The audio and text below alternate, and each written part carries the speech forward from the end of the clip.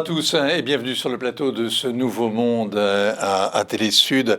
Il y a pile 2 mois, la mort de la reine Elisabeth II, le monde entier se tournait vers Londres et c'est tout un monde qui disparaissait.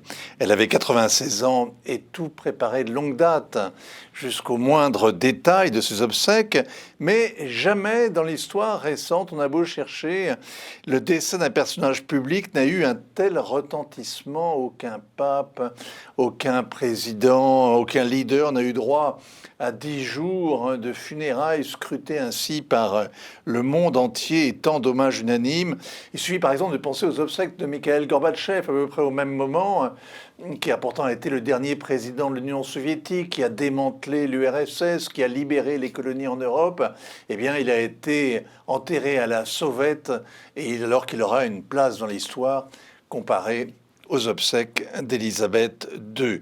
Le dernier président de l'URSS et la dernière reine, comme le titre ce numéro spécial hors série du Figaro, un numéro magnifique auquel vous avez participé, Jean Descartes. Alors, on va revenir, parce que c'est très intéressant 2 mois après, de regarder ce qui s'est passé, d'essayer de comprendre.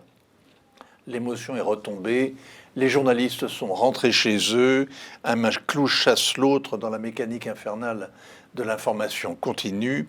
Place donc maintenant aux historiens, à eux d'expliquer, place aussi à Charles III, comment s'en sort-il, que fait-il, qu'en dit-on? Et bienvenue à vous, Jean Descartes, vous allez essayer de nous aider à comprendre. Alors il faut vous présenter au public qui ne vous connaît pas.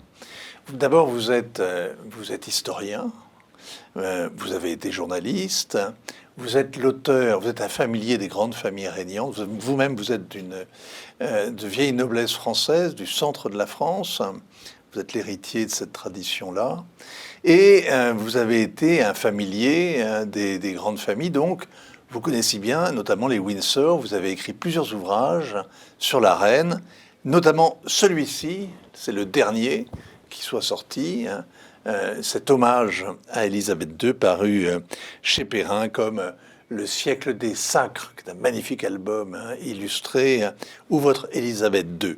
Alors, vous avez été très sollicité il y a 2 mois, vous avez couru de plateau en plateau, tout le monde a voulu vous interviewer, et c'est bien naturel, c'est bien normal. Mais est-ce que vous avez eu de la peine? Oui, j'ai eu beaucoup de peine en pensant à cette femme étonnante et en pensant qu'on ne reverrait plus le spectacle auquel nous avons été habitués. Il y a 2 éléments essentiels. Premièrement, la reine était le seul chef d'État en fonction qui avait vécu la Deuxième Guerre mondiale. Quand elle devient reine en 1952, Staline est toujours à Moscou.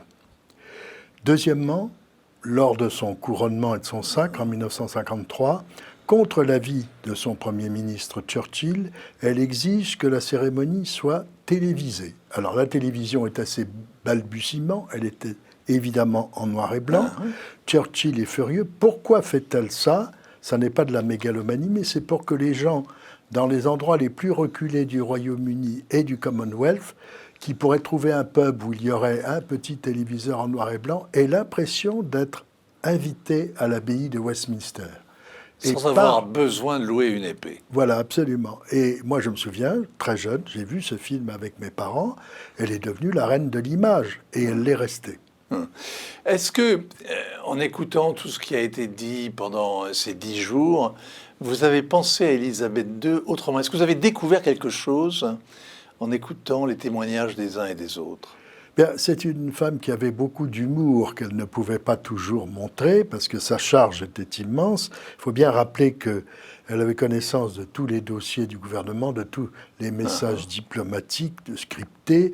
C'est comme ça, par exemple, qu'elle a su que des gens proches de son entourage, dans les années 60, étaient en fait des agents de Moscou, que l'œil de Moscou était à Londres aussi, avec, par exemple, le directeur de ses collections de peinture et de dessins. C'était le quatrième homme de la bande d'Oxford. La bande de Cambridge. Cambridge. La bande de Cambridge. C'est Le Carré, c'est John Le Carré. Ça. Mais on a vu au moment des Jeux Olympiques de 2012, la reine s'amuser, parodier sa fonction avec James Bond, Daniel Craig, Oui. Qui vient la chercher. Enfin, c'était Une extraordinaire. formidable modernité. Hein. Voilà. Ça, Il y la avait transcendance, beaucoup de la sacralité et la modernité. Il y avait un mélange d'innovation et de tradition extraordinaire. Cette femme n'était pas du tout hostile à l'évolution. Elle a accompagné le swinging London des années 60 avec les Beatles, qu'elle a décoré. Quand Mary Quant a raccourci les jupes, ça l'a fait rire. Bon, et je veux dire, elle a transformé Buckingham Palace en boîte de nuit au 4e étage pour le mariage de William et Kate. Bon, elle est allée dormir à Windsor. On ne l'a jamais vu en mini-jupe. Hein. Non, pas vraiment. C'est pas le genre. Mais on l'a vu en pantalon, en genre jean sur le Britannia. Alors, la pérégrination du cercueil, ces 10 jours interminables, cet hommage populaire, mais en même temps, bon, il est parti comme ça de Balmoral jusqu'au caveau à Windsor avec un détour par Londres. Tout ça, ça vous a paru Ça m'a paru extraordinaire, surtout qu'il n'y a eu aucun incident. Pas de fausses notes. Aucune fausse note. Une leçon Magnifique. à prendre, Ouais. une émotion universelle. Des centaines de millions de téléspectateurs ont su qu'ils ne verraient plus un spectacle pareil. Et la beauté des rituels, qu'ils soient religieux ou militaires, et qui confortent donc cette sacralité dans une modernité qui, en général, la récuse. C'était très, très paradoxal. Hein. Oui, bien sûr, mais en même temps, si vous voulez, la reine était quelqu'un de très délicat pour ne pas vexer les personnes auxquelles elle donnait une audience et qu'elle ne connaissait pas personnellement, mais auxquelles elle avait accordé une audience. Quand l'audience était finie, elle ne disait pas « merci, je suis obligé de vous laisser ». Non, elle changeait son sac de bras. Ouais. Ça voulait dire à la dame d'honneur on passe à la personne suivante. C'était fait très délicatement. Bon, je montre les images, les photos qui accompagnent le texte que vous avez livré à ce hors-série du Figaro. Mais en fait, c'est le texte qui est le plus intéressant, évidemment. Ça a duré 10 jours. Elle avait dit « Je ne veux pas d'obsèques longues et ennuyeuses ». Alors, ça n'a pas été ennuyeux, on était scotchés à l'écran, mais ça a été interminable quand même. 10 jours. Oui, ça a été avec le transfert à Windsor. Je connais bien le château de Windsor, je l'ai fait visiter aux gens qui m'accompagnent dans des voyages. C'est très, très impressionnant. C'est 1000 ans d'histoire. Et de même que le rite du couronnement à Westminster, c'est aussi 1000 ans d'histoire dans un bâtiment qui a évidemment changé en fonction des époques, mais enfin depuis Guillaume le Conquérant en 1066. Charles va être le 29e souverain britannique couronné à Westminster dans une liturgie qui est unique au monde. Alors, ce qui est extraordinaire dans ces obsèques et dans le témoignage de la reine, c'est qu'on voit qu'elle a servi son pays du début jusqu'à la fin avec une forme d'abnégation, de courage, qu'elle a vraiment tenu la promesse. Elle était l'union, l'unité du peuple et la continuité en même temps. La monarchie a cette force-là. Mais en même temps, depuis sa mort, on voit bien que c'était l'arbre qui cachait la forêt, parce que vous prenez le parti conservateur, c'est un charivari permanent, il est totalement désuni, et quant à la continuité, eh bien, il y a déjà eu 2 premiers ministres. Charles III règne depuis à peine 2 mois, il a déjà eu 2 premiers ministres, alors qu'elle n'en a eu que 15, elle, en 70 ans. Oui, mais en plus, on pourrait rappeler que Élisabeth II était quelqu'un qui tenait ses promesses, même si ça déplaisait au gouvernement. J'ai un exemple. Au début des années 60, elle a voulu rendre visite au président Nkrumah au Ghana, l'ancienne Gold Coast, colonie britannique. Le gouvernement travailliste n'était pas d'accord. Il a dit « J'ai donné ma parole que je viendrai, j'irai ». Et elle y va. Et le président Nkrumah est absolument fou de joie. Et il y a une photo extraordinaire où il s'est mis en smoking. Il danse avec la reine en disant après qu'elle est la reine la plus socialiste et la plus merveilleuse qu'il ait jamais vue. Donc, c'était Nkrumah. Elle était quelqu'un de fantastique quand elle s'engageait. Et c'est ce que n'a pas compris Diana, c'est ce que beaucoup de gens n'ont pas compris. C'était une femme de devoir. Oui, mais c'est aussi une femme de devoir.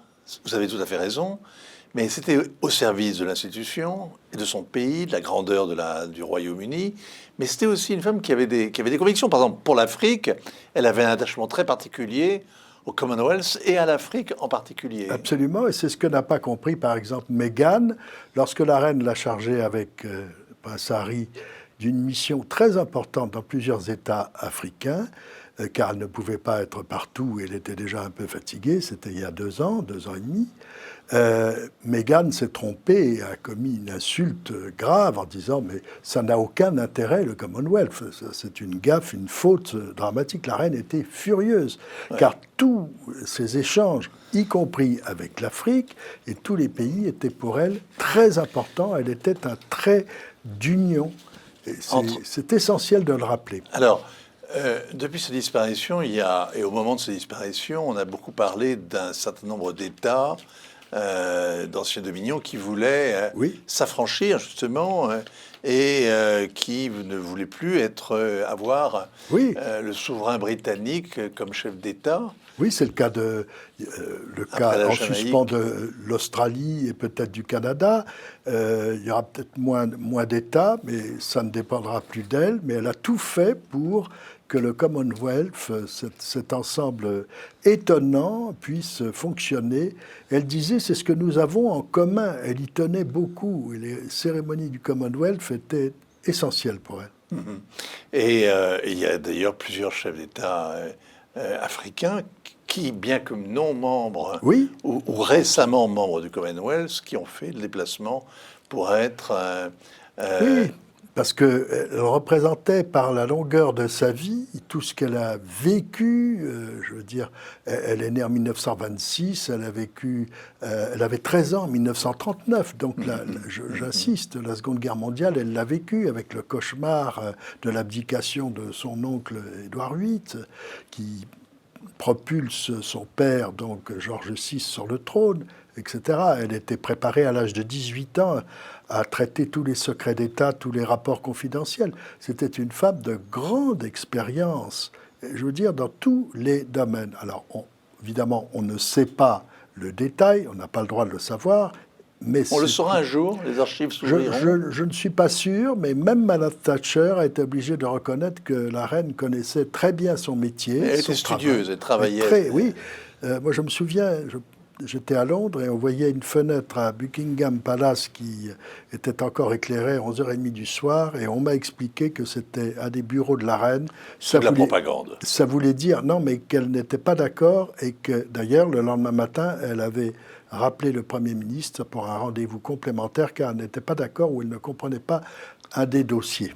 14 royaumes ultramarins seraient actuellement travaillés par cette idée de s'affranchir de la couronne britannique. Ça leur évite pourtant de voir surgir des Papadoc, des Chavez, des Ortega montés par les urnes jusqu'au pouvoir suprême où ils deviennent des bêtes féroces. Mais bon, on verra bien, l'histoire nous le dira. Alors Charles, qui s'est préparé si longuement à exercer ce pouvoir, qui est essentiellement symbolique, qu'est-ce qu'il donne à l'usage ?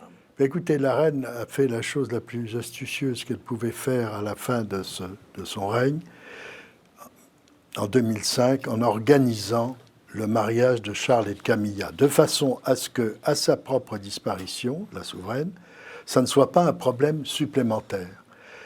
Et avec beaucoup d'humour, elle a dit que son fils et Camilla, comme elle adorait les chevaux, avaient couru un grand steeplechase, qu'il y avait eu énormément d'obstacles, même certains qui n'avaient pas été prévus, mais qu'ils avaient fini par gagner la course. Je trouvais que ça paraît fantasque, mais c'est chez Élisabeth II, grande cavalière, et la France a offert à son dernier anniversaire des chevaux de la garde républicaine de la part du président de la République. De la part d'une grande cavalière, c'est un hommage extraordinaire. Alors, il s'est préparé à renoncer à lui-même totalement Bien, oui, il est prêt déjà depuis longtemps, peut-être trop longtemps. Oui, mais certains. Il est prêt, mais ce n'est pas l'héritier du roi du pneumatique ou de l'empereur des spaghettis. Non, et puis en plus, c'est le souverain, le chef d'État d'un royaume qui va mal sur le plan de l'économie. Il n'est pas le seul, il faut bien le dire. Donc il hérite d'une situation délicate, complexe, inquiétante par moments, mais il a auprès de lui la vraie femme de sa vie, celle qu'il ne pouvait pas épouser quand il était plus jeune. Et je pense que le geste d'Élisabeth II, après tout ce qu'on a vécu, y compris le cauchemar de Diana, paix à son âme, c'était très astucieux de façon à ce que Charles soit équilibrée auprès d'une femme qui adore rire, qui n'est pas désarmée par l'imprévu et qui est vraiment une battante. C'est celle qui... Elle n'est pas très populaire. Alors, elle n'est pas très populaire, elle a été traitée de tous les noms, mais vous savez, la popularité de Diana, il faut dire qu'elle s'était aussi émoussée parce qu'elle donnait des rendez-vous à toute la presse en faisant croire à des journalistes qu'il serait tout seul, et il n'était jamais seul. Oui, mais c'était une icône, c'est resté une icône. Oui, c'est une icône, mais amoureuse de son image. Oui, mais ça, la mort a fait que on le lui pardonne. Alors, il y a cette notion d'ailleurs, c'est parce que on a l'impression que les Britanniques sont baignés dans la culture de Shakespeare et qu'ils savent très bien, ils savent tout, à la fois des passions, des perversions du pouvoir, des errements tragiques des rois. C'est Bertrand Renouvin qui a dit ça. Et ils regardent ce destin curieux de ce fils un peu lâche et en même temps qui a eu une vie très dure, hein, très solitaire. Oui, il a eu une enfance très difficile, Charles. Son père était dur avec lui et il ne voyait pas beaucoup ses parents. Il voyait surtout ses grands-parents qui étaient obligés de faire le tour du Commonwealth. C'était difficile l'après-guerre, les restrictions, l'économie était périlleuse. Il a été dans des collèges très durs. Il n'a pas eu une vie, une jeunesse, une adolescence joyeuse. Ouais. Et alors, c'est un homme très drôle, je peux le dire, puisqu'il m'a fait l'honneur de me recevoir il y a des années à Buckingham Palace, quand j'étais journaliste pour le Figaro Magazine. Et il a de l'humour? Oui, beaucoup d'humour. Vraiment. Surtout que nous avons eu un problème technique avec le photographe et qu'il a pris ça avec beaucoup d'humour, alors que... De l'autodérision? Alors que je lui ai dit, Monseigneur, c'est à la fois Azincourt et Waterloo. Oui, autodérision. comme Camilla. Bon, alors, son couronnement? Son couronnement sera beaucoup plus sobre que celui de sa mère. Il durera 1 heure, d'après ce que l'on dit, au lieu de 3 heures. Il y aura... c'est une liturgie, encore une fois, unique, parce qu'il va s'asseoir sur la chaise d'Édouard le Confesseur. Il y a des siècles d'histoire avec la fameuse pierre magique qui a accompagné tous les souverains. Il sera donc le 29e souverain couronné à Westminster. L'abbaye a changé pendant les siècles jusqu'à devenir le monument actuel. C'est encore une leçon d'histoire pour un homme qui est passionné par les autres religions. Il a fait des séjours au Mont Athos pour comprendre la religion byzantine. Il est très ouvert, c'est un homme très cultivé, très lettré. Alors, il vaut mieux parce que, en même temps, le peuple britannique a beaucoup changé. Il y a maintenant une grande diversité de religions. Le Premier ministre est hindou. Alors, est-ce qu'il va être couronné dans la tradition anglicane avec le Saint-Crème, avec la communion, c'est-à-dire le... A priori, oui, mais l'ensemble sera plus réduit. La durée, si vous voulez, de la cérémonie ne peut pas être comme elle était en 1953. Donc, mais il ne va pas se passer quand même de cette partie vraiment sacrée, étant donné que la plupart des Britanniques ont perdu la foi et que beaucoup d'autres en ont une autre. Il doit maintenir, il est chef de l'église anglicane, c'est l'archevêque de Canterbury qui va procéder à l'onction. Tout ne peut pas s'écrouler. Tout est prévu. Alors, est-ce que vous n'avez pas été surpris quand même que la dernière impératrice des Indes vient de disparaître avec Élisabeth II et que désormais le Premier ministre britannique est un ressortissant et le fils d'un immigré indien?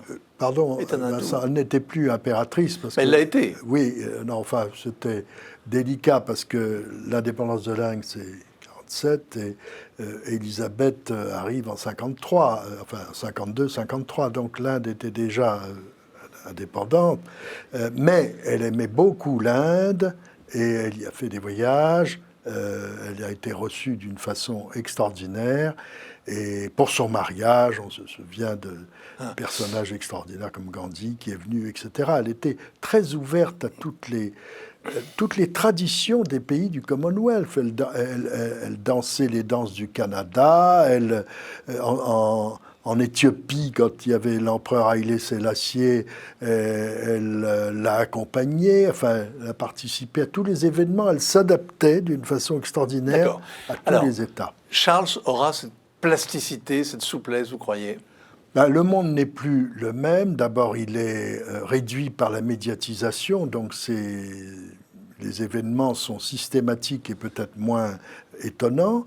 Il a surtout besoin d'un Premier ministre et d'une sécurité économique et financière qui soit assurée. Il ne faudrait pas qu'il y ait une épidémie en plus, parce que le Royaume-Uni va mal. Il n'est pas le seul. Donc, il est en pleine récession. Oui. L'hiver va être difficile. Un Premier ministre a été nommé. On sait que Charles aurait voulu participer à la COP qui va se tenir au Caire, et c'est vrai qu'il a été toute sa vie durant un fervent militant de l'écologie et du développement durable. Or, le Premier ministre, Liz Truss, pour des raisons qu'on ignore, lui a interdit le voyage. Oui, mais peut-être que ça va être mis en question, parce que le roi Charles III a été un pionnier de l'écologie. Tout le monde s'est assez moqué de lui. J'ai visité son domaine de Highgrove avec ses légumes, avec ses plantes, et il était très en avance. Sur le développement durable. Et maintenant, effectivement, il apparaît très moderne et il était en avance sur son temps. Mais est-ce que cette interdiction qui lui a été faite... à mon avis, c'est révisable. Il n'a pas réagi, Buckingham n'a rien dit. Il y avait d'autres urgences, je pense qu'il... Il résiste à la frustration, ce que je veux dire. Oui. Est-ce qu'il toute sa vie, il a été frustré, est-ce qu'il va continuer à Je ne pense pas, mais c'est révisable, parce que, il sentait peut-être que Mme Truss n'allait pas durer longtemps. En tout cas, elle avait de toute façon commis une faute.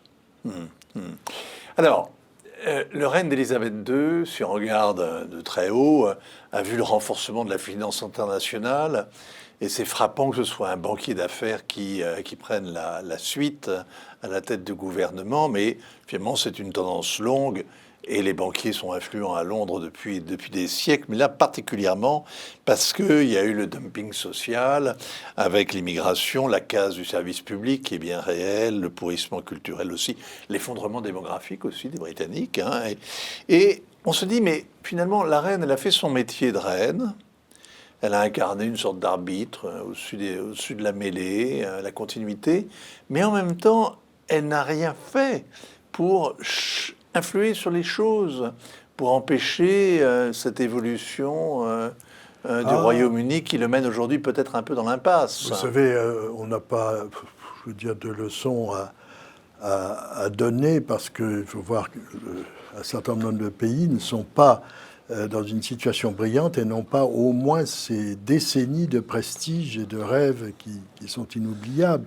Elle a fait beaucoup de choses, elle a résisté à beaucoup de choses, elle a arrangé beaucoup de situations, elle a eu ces drames de famille qui ont été épouvantables et qui étaient exposés. S'il y avait une chose que la reine détestait, c'était justement quand on se répandait publiquement. D'accord, mais attendez... Parce qu'il y avait le chef d'État derrière. Deux lignes de l'éditorial de ce magazine auquel vous avez contribué.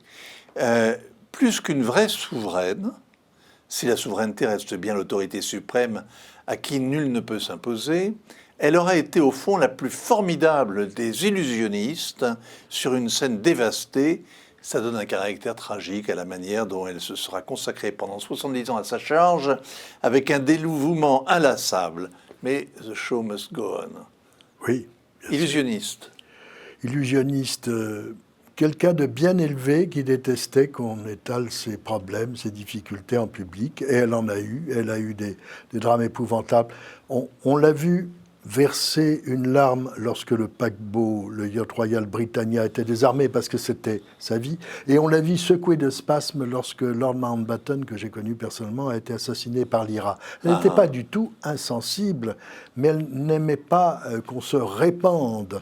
Never complain, never explain. Voilà. Ne jamais se plaindre, en tout cas. Et elle a fait son devoir jusqu'au bout. Mais est-ce que vous croyez que Charles, tel que à l'épreuve là depuis 2 mois, comment ça se passe? Est-ce qu'il manifeste le même genre de trempe? Personne ne peut le dire. Il recueille une situation économique et financière qui est délicate.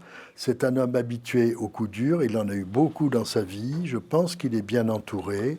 On ne peut pas lui faire de procès actuellement. C'est très difficile de succéder à Élisabeth II, icône mondiale sans équivalent. Jean Descartes, pour la reine, hommage à Elisabeth. Vous auriez fait un formidable mousquetaire. Vous êtes le dernier mousquetaire, en fait, de la souveraine. Hein. Je sors mon épée. Oui, oui. Mais vous avez cette qualité, il faut le dire. Vous avez ce panache. Jean Descartes, merci en tout cas d'être venu jusqu'à ce studio de Télé Sud. Le Figaro hors série, il est formidable. Très belle, vraiment des images extraordinaires, des photos incroyables. Et puis, chez Perrin, pour la reine de Jean Descartes. Merci à vous. Rendez-vous la semaine prochaine, même lieu, même heure.